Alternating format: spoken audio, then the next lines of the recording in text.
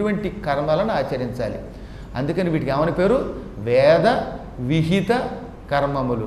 అంటే వేదములలో విహిత విధించబడిన చెప్పబడిన కర్మములు పనులని పేరు. అంటే వేదములు నీవు ఇలా నడుచుకో, ఇలా అర్చన చెయ్యి, ఇలా సంధ్యావందనం చెయ్యి అని చెప్పాయి.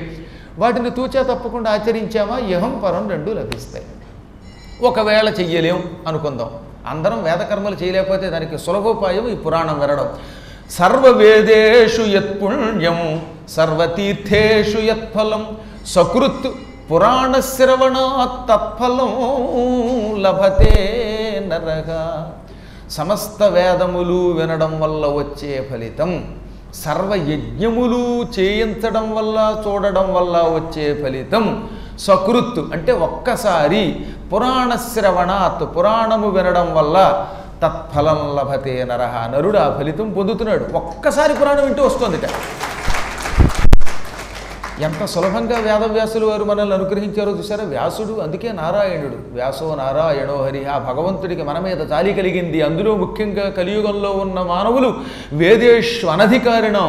వీళ్ళకి వేదముల మీద పెద్ద పట్టు ఉండదు, అధికారం ఉండదు, చదవలేరు, ఓపిక ఉండదు, కాసేపైనా కూర్చుని మనస్సుని నిలకడగా ఉంచలేరు.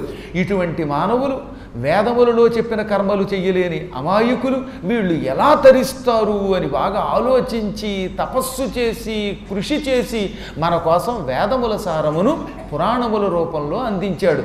ఆయనే అందించి ఉండకపోతే ఇవాళ యజ్ఞములు చెయ్యలేక, అనేక వేదకర్మములు చెయ్యలేక, సంధ్యావందనాది క్రియలు ఆచరించలేక ఈ మనుషులు మొత్తం అంతా ఎప్పుడో నశించిపోయేవాళ్ళంట.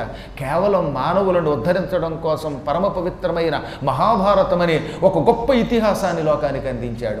ఆ ఇతిహాసం ఒకటి సరిపోదా అన్నట్టుగా బ్రహ్మసూత్రాలు ఇచ్చాడు.